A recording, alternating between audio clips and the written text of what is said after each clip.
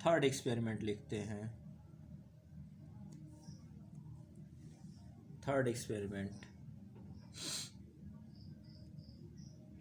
तो पहला हो गया था कैपिटल ट्रांसफर, सेकंड हो गया टोकन करेंसी, थर्ड देखिए the proposed Khurasan expedition. The proposed Khurasan expedition कब करता है? 1332 से 1333 एडी के बीच में। अब खुरासन आप देखिए कहाँ है, पाकिस्तान और इधर अफगानिस्तान वाला एरिया।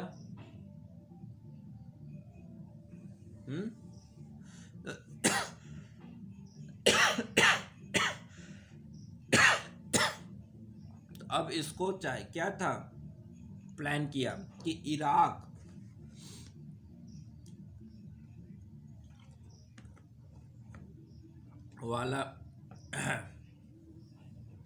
वाला एरिया और खुरासन वाला एरिया, यानी अफगानिस्तान के बाद का पूरा एरिया मैं जीत लूं।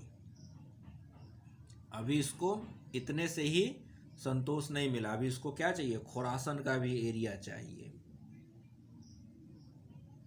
तो अब ये इसके दिमाग में बात आई कहाँ से, और उसमें कहानी क्या हुआ और फेल कैसे हुआ, तो उसको लिखिए, फिर समझिए बात को। तो लिखिएगा, देखिए द कंट्री ऑफ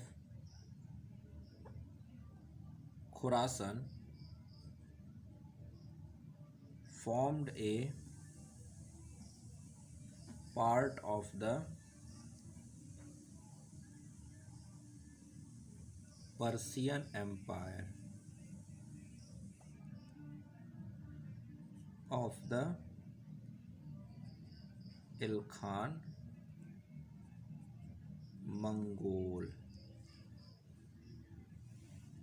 तो इलखान मंगोल्स जो थे उनका एरिया पड़ता था खुरासन का। ठीक, नेक्स्ट लिखिए, the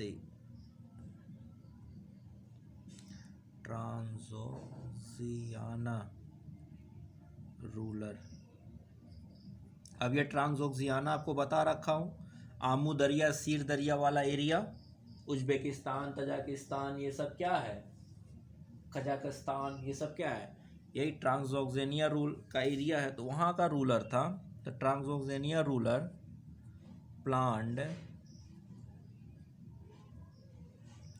two conquer Khurasan along with Muhammad बिन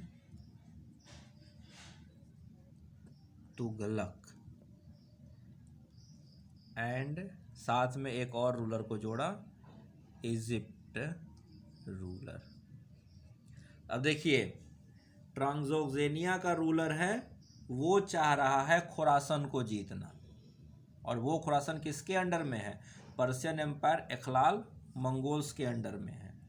तो ट्रांसोक्सियाना का रूलर किसके पास? मोहम्मद बिन तुगलक और इजिप्ट के रूलर के पास मैसेज भेजता है कि हम तीनों मिलकर यहाँ पर अटैक करें। तो कौन बंदा? मोहम्मद बिन तुगलक बड़ा खुश हो जाता है, इसको बड़ा फैसिनेटिंग लगता है, और ये तुरंत बिना कुछ सोचे समझे, ये देखिए, ये इखलाक मंगोल पर्शियन अंपायर के अंडर में खुरासन है, और वहाँ पर कंट्रोल कौन करना चाह रहा है? ट्रांसोक्सियाना का रूलर कंट्रोल करना चाह रहा है, लेकिन ये अकेले दम पे तो कर नहीं सकता। तो ये दो लोगों को अपने साथ मिलाता है, एक मोहम्मद बिन तुगलक को, जो सिंध वाला एरिया, मुल्तान सिंध, इसके कंट्रोल में है ही है और थोड़ा सा आगे बढ़ने की देर है। दूसरा इजिप्ट, तो जब आप वर्ल्ड मैप देखोगे तो इजिप्ट भी क्या है, इसी खुरासन के पास वाला एरिया है।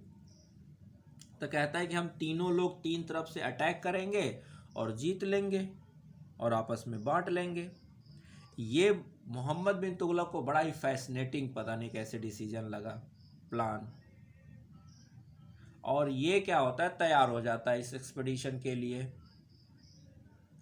और एक्सपीडिशन के लिए इस तरह से ये तैयार हो जाता है कि बिना कुछ सोचे समझे ये एक ह्यूज आर्मी क्या करता है, बनाता है, ऑर्गेनाइज करता है। क्या करता है, एक ह्यूज आर्मी ऑर्गेनाइज करता है। और ऑर्गेनाइज करने के साथ में क्या करता है, सबको एक एक साल का एडवांस दे देता है।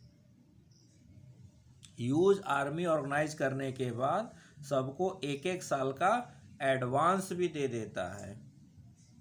और उसका नतीजा ये होता है कि बाद में कुछ समय बाद वहाँ की कंडीशन, खुरासन की कंडीशन सुधर जाती है।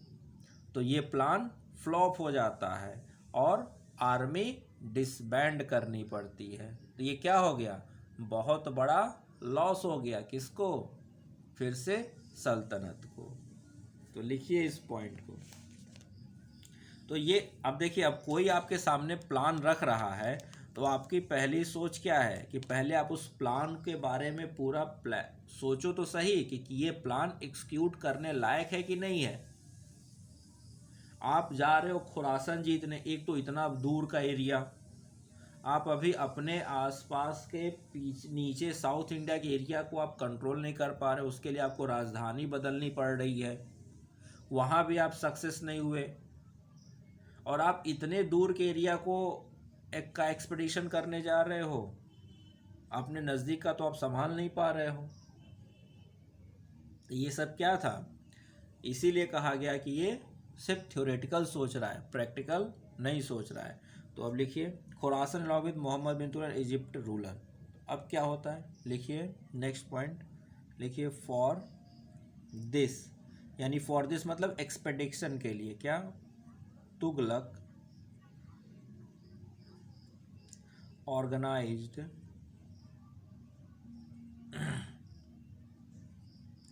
a huge army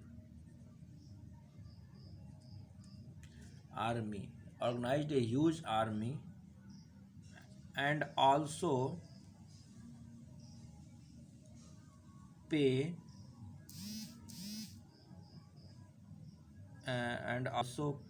them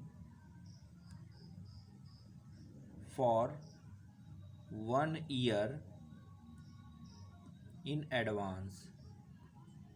तो जो आर्मी बनाया, यानी कि जो सोल्जर्स थे उनको 1 साल के लिए इसने एडवांस का पेमेंट कर दिया। 1-2 महीना नहीं, पूरे साल का पेमेंट एडवांस में किया, ताकि कब हमें अटैक करना पड़े तो ये ना हो कि हमारी सेना कमज़ोर ना। सोचिए इसकी सोच क्या थी। नेक्स्ट क्या हुआ, बट, देखिए but as condition in Iraq improved, so he abandoned the plan and disbanded the army. तो अब क्या हुआ, इराक वाला जो एरिया, जो खुरासन जहाँ इनको अटैक करना था, एरिया जिसको कंट्रोल में था, क्या हुआ, वो एरिया क्या हो गया, उसका कंडीशन इम्प्रूव हो गई। वहाँ का जो राजा था वो अपने आप को बचा लिया, इम्प्रूव कर लिया। इसकी वजह से क्या हुआ, इनको ये प्लान छोड़ना पड़ा, यानी कि अबेंडेंट करना पड़ा। तो अब अगर आपको वो प्लान अबेंडेंट कर दिया तो यानी अब आपको वो उस सेना की ज़रूरत ही नहीं है। जब सेना की ज़रूरत नहीं है तो फिर आप उतनी बड़ी सेना रखकर उनकी सैलरी कहाँ से उठाओगे। तो अंत में क्या करना पड़ा, आपको उस आर्मी को भी डिसबैंड करना पड़ा। तो अब आप आर्मी से कहोगे भाई जो एडवांस दिया था वो लौटा, तो कोई लौटाने वाला तो है नहीं। इससे क्या हो गया, पूरी की पूरी आर्मी डिसबैंड हो गई, वो पूरा पैसा बर्बाद गया। तो क्या हुआ इसके वजह से, so for maintenance and equipment caused a heavy loss of wealth। तो क्या हुआ, पूरी की पूरी आर्मी और उतने इक्विपमेंट बनाने के लिए जितना खर्चा आया था वो सब क्या हो गया, लॉस में बदल गया। और ये भार किसके ऊपर आया, ये भार आया पब्लिक के ऊपर ही लौट कर आएगा, यानी रॉयल ट्रेजरी। और रॉयल ट्रेजरी खाली होगी तो फिर किससे भरी जाएगी, पब्लिक के द्वारा ही तो भरा जाएगा। तो ये इसका थर्ड एक्सपेडिशन था, सोच थी, प्लानिंग थी, जो एक बार फिर फेल हुआ। तो पहला capital transfer from Delhi to Devagiri, fail. दूसरा टोकन करेंसी, यानी कि क्या था, गोल्ड और सिल्वर कॉइन को ब्रॉन्ज में कन्वर्ट कर देना। कई जगह आपको कॉपर लिखा मिलेगा, तो कंफ्यूज नहीं होना, कॉपर ब्रॉन्ज। तो ब्रॉन्ज क्या है, कॉपर का ही तो अलॉय है, जब कॉपर और टिन मिलाते तो ब्रॉन्ज बन जाता है, तो अलॉय है वो। और तीसरा इसका है खुरासन एक्सपेडिशन, जो ये ट्रांसोक्सेनिया के राजा के साथ मिलकर बनाया था। तो वहाँ भी इराक यानी खुरासन की स्थिति सुधर गई, तो वो पूरा का पूरे आर्मी को इसको डिसबैंड करना पड़ा। तो वो पूरा जितना भी इसका खर्चा लगा था उस आर्मी को बनाने में, उसके इक्विपमेंट में, मेंटेनेंस में, वो सारा पैसा बर्बाद हो गया, लॉस में गया। ठीक, तो 3 इसके हो गए, बात नहीं। ठीक, तो यहाँ अब हम लोग 3 एक्सपीडिशन इसके देख चुके हैं। पहला capital transfer, second token currency, third Khurasan expedition, तीनों फेल थे। फोर्थ एक्सपीडिशन या fourth experiment bye Mohammad bin Tughlaq. तो फोर्थ एक्सपेरिमेंट लिखिएगा, द कराचिल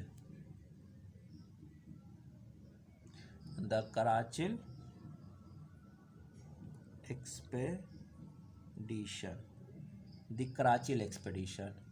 हाँ, कराचिल, QUARACH है, कराचिल एक्सपेडिशन। ये क्या है, कुमाऊँ हिल्स। कहाँ पर कब कर रहा है ये, 33 से 34 के बीच में, कराचिल एक्सपेडिशन, कुमायूं हिल्स। तो ये कहाँ है, ये हिमाचल वाला हिस्सा है, कुमायूं माउंटेन्स उधर ही ना हिमाचल। अब हिमाचल क्या है, पूरी तरह से माउंटेनियस एरिया। अब माउंटेनियस एरिया का आपके पास अगर एक्सपीरियंस नहीं है, आपकी आर्मी माउंटेनियस एरिया में लड़ने का एक्सपीरियंस नहीं रखती है, तो आप वो एरिया नहीं जीत सकते। मैंने ऊपर लिख दिया था, दिख नहीं रहा था इधर। कराचिल एक्सपेडिशन दिख रहा है ना अब साफ। हाँ, तो लिखिए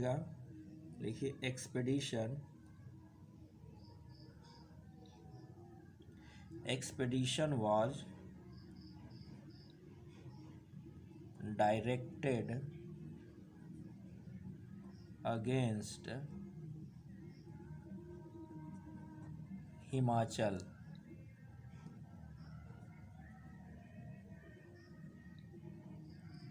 हिमालय या Kumaon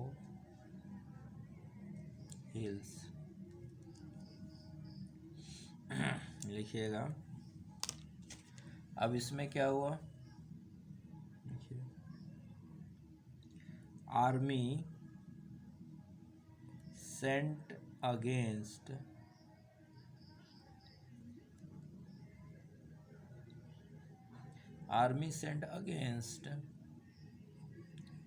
some independent independent Rajput states in the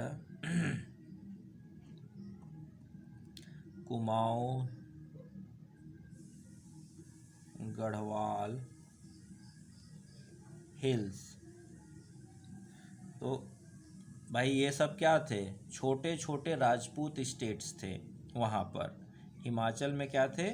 छोटे छोटे राजपूत स्टेट्स थे। तो उन्हीं राजपूत स्टेट्स के अगेंस्ट में इसने क्या किया? आर्मी भेज दी। बिना वही सोचे समझे, बिना सोचे समझे इसने आर्मी भेज दी। अब क्या हुआ? तो भाई भेज दी तो आपके पास क्या है? ना ही आपकी आर्मी के पास माउंटेन का एक्सपीरियंस है, ना ही आप अपने दुश्मन को अच्छे से जानते हो, कुछ भी तो नहीं था आपके पास। तो क्या होना था? फेलियर होना था। तो लिखिएगा, but failed and army suffered huge loss।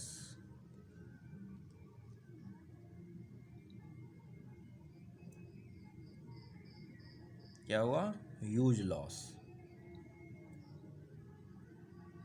यहाँ तक कहा जाता है कि ऐसा लॉस था, तो यहाँ ब्रैकेट में लिखिए, ऐसे लिखिएगा, from army of 10,000 only 10 return.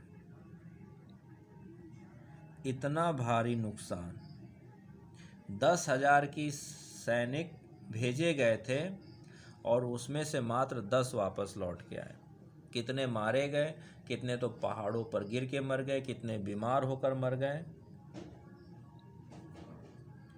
And also loss of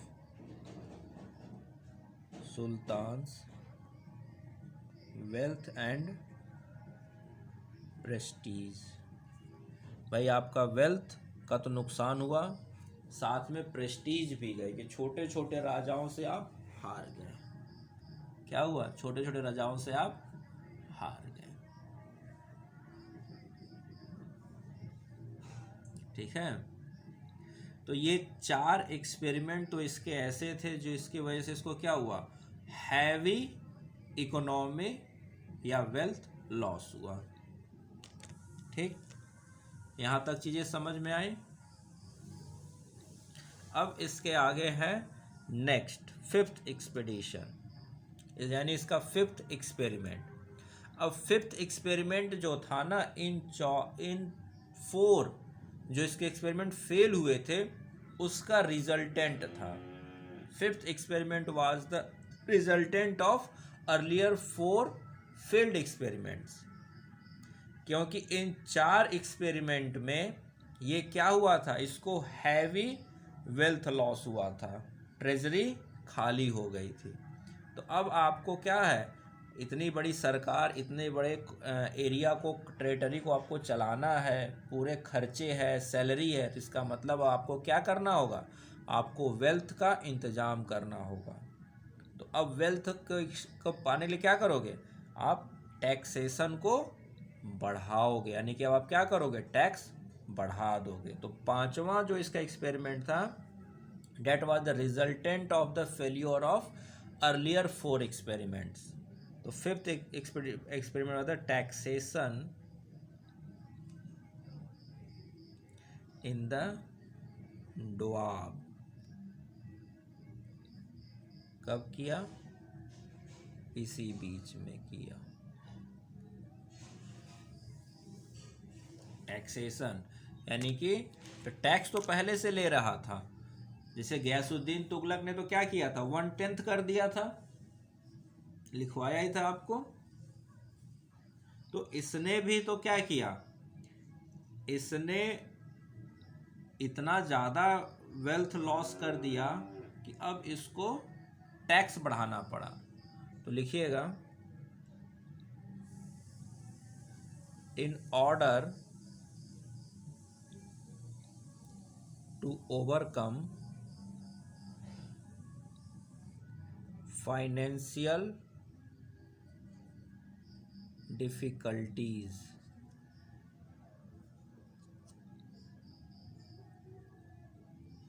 Mohammad bin Tughlaq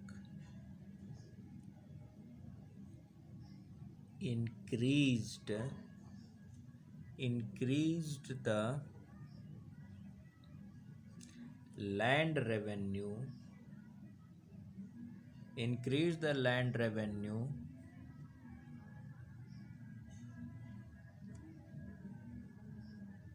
कितना होता था?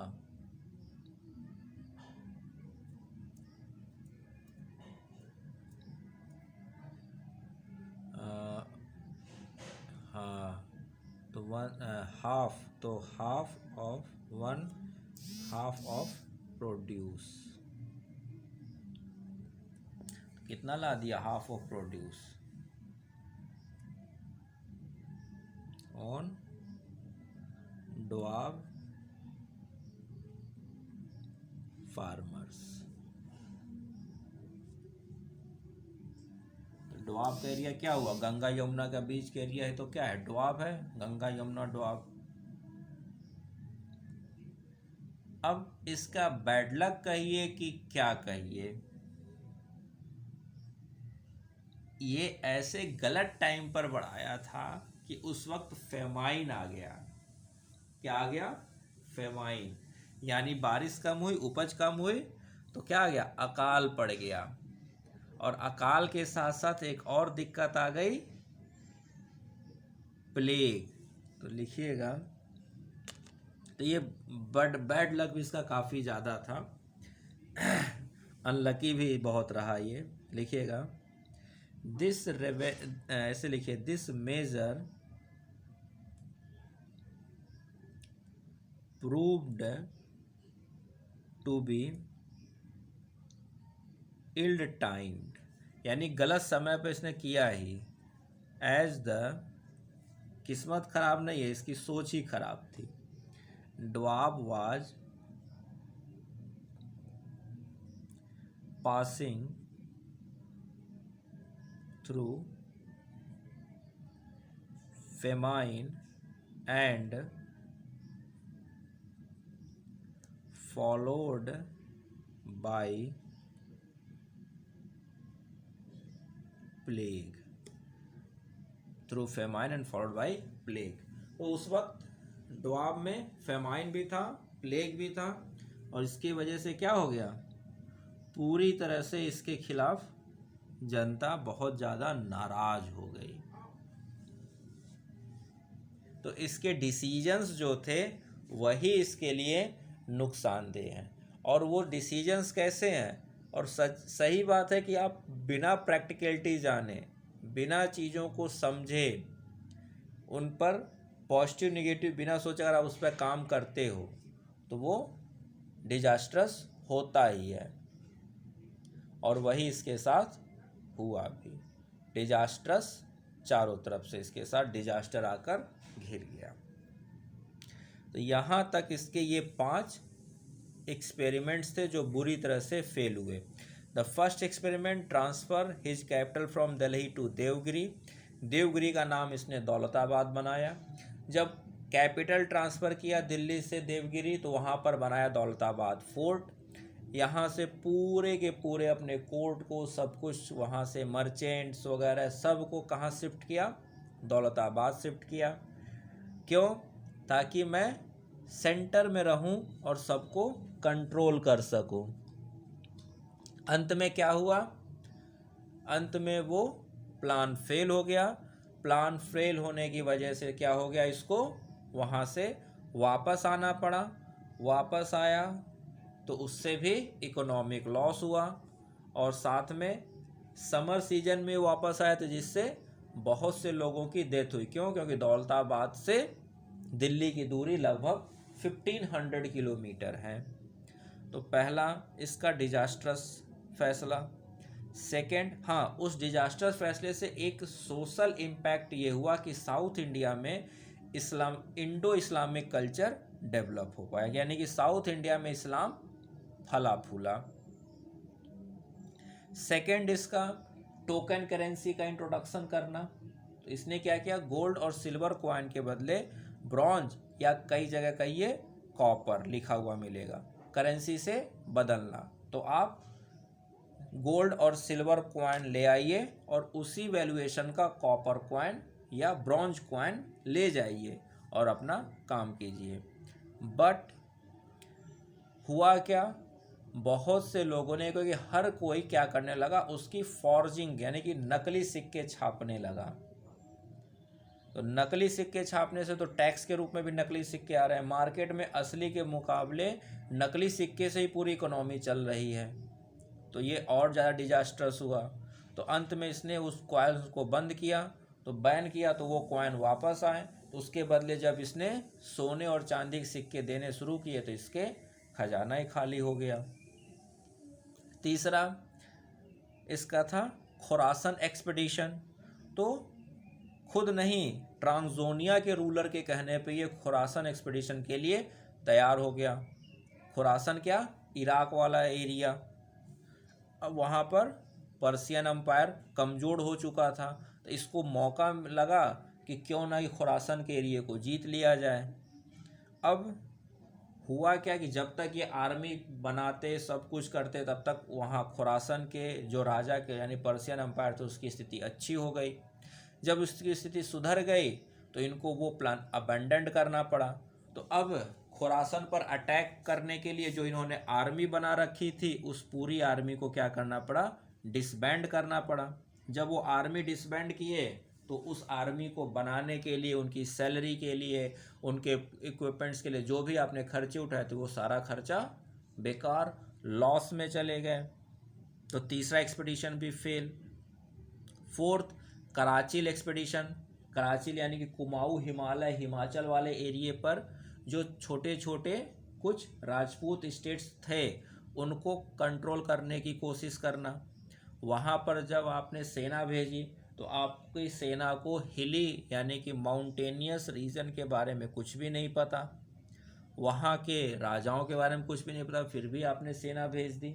और उसका क्या हुआ नतीजा, इतना डिजास्टर्स हुआ कि आपके सारे के सारे लगभग पूरी सेना ही समाप्त हो गई 10,000 की। यानी 10,000 भेजे और 10 लोग वापस आए, यानी पूरी सेना ही आपकी समाप्त हो गई। इससे क्या हुआ, जान मान की हानि तो हुई, साथ में आपकी प्रेस्टीज भी गई कि आप छोटे छोटे राजाओं से हार गए। अब ये 4 एक्सपीडिशन की वजह से जो इकोनॉमिक लॉस हुआ था उसका रिपरकर्शन था या उसका रिजल्टेंट था फिफ्थ एक्सपीडिशन। फिफ्थ एक्सपीडिशन क्या था कि हम डोआब में यानी कि जो ये एग्रीकल्चरल एरिया है यमुना गंगा के बीच का, इस एरिया में टैक्स को बढ़ा दें। तो उस टैक्स को हाफ कर देता है, बट वो टैक्स बढ़ाते वक्त ये ध्यान नहीं देता कि इस वक्त तो उस एरिया में फेमाइन है और फेमाइन के बाद प्लेग फैल गया। भाई फेमाइन होगा तो लोग मरेंगे, मरेंगे तो क्या होगा, रोडेंट्स बढ़ेंगे, रोडेंट्स बढ़ेंगे तो उनकी वजह से होने वाली बीमारियां, रोडेंट्स यानी चूहा, चूहे से होने वाली बीमारियां प्लेग, ये होगा। और उसकी वजह से जनता में इसके प्रति काफ़ी ज़्यादा गुस्सा हुआ। तो ये पढ़ा लिखा तो था लेकिन प्रैक्टिकल सोच का इंसान नहीं था। यहाँ तक चीज़ें क्लियर हैं? ओके, ठीक।